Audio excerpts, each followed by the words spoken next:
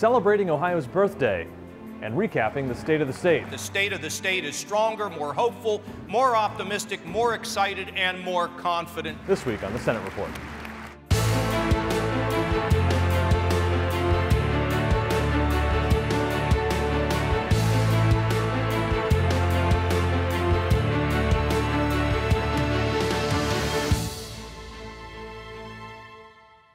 We're here at the State House Museum in the basement of the State House, where you can learn all about Ohio's legislative and political history.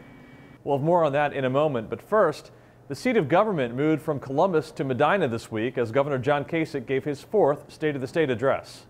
It is my distinct honor and pleasure to present to you the Governor of the great state of Ohio, Governor John Kasich.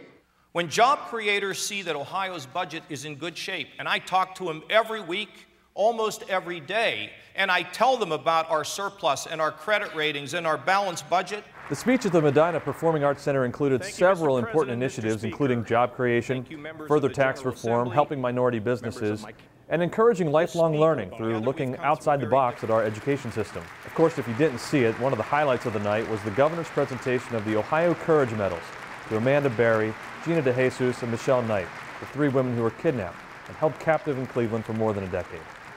Following the speech, Senate President Keith Faber and House Speaker Bill Batchelder took questions from the media. I was impressed by the governor's comments.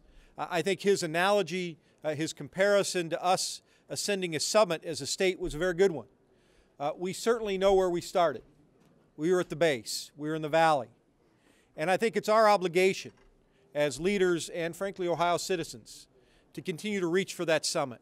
We also caught up with other members of the Senate for their immediate reactions to the governor's State of the State address. It was a very inspiring speech, very motivating, and if he's my coach, I want to play for him. This guy gets it, and 155 new jobs every day in Ohio, that's phenomenal.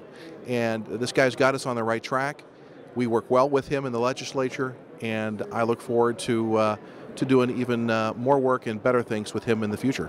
He had some very specific plans that I'm looking forward to working with him on that touched a lot of the things that we've been talking about, which is jobs and the economy. I love the way he talked a lot about education, but I think what I liked most is the fact that he mentioned things that we're already forging ahead in Lorain County. He talked a lot about heroin, and Narcan. Senate Bill 57 is something that the people came to me and asked me to pilot that program. It was actually a very busy day in Medina on Monday heading up to the governor's speech. Members of the Senate took part in a number of local events highlighting area businesses. Several senators took a tour of a company called Inflatable Images. They are the largest custom cold air inflatable manufacturer in the United States. Members got to see the entire process, from the designing and cutting to testing to the final graphics being printed. So really there's nothing that they can't create an inflatable image out of for whatever marketing need the customer has. People bring to them big ideas and they turn it into real life, and really high quality manufacturing that they do right here with Ohio workers. March 1st is Ohio's birthday. Well, sort of. Ohio celebrates its statehood on March 1st, but in reality, Congress approved Ohio's Constitution back on February 19th, the year 1803, admitting it as the 17th state of the United States of America. Either way, the Ohio Historical Society celebrated Statehood Day at the State House this week. It's an annual event for history advocates to showcase the importance of Ohio and our rich history and how historic preservation benefits our state. This year, the Historical Society presented its first ever History Leadership Award to Senator Randy Gardner. This award is given to a member of the General Assembly for their outspoken advocacy and promotion of Ohio history.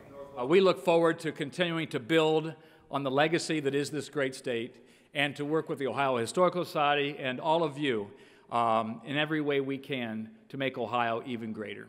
You can learn a lot more about Ohio's history by visiting ohiohistory.org.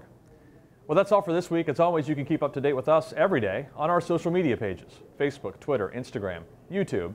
The address is at Ohio Senate GOP, or visit our website, ohiosenate.gov/Republicans. Thanks for watching.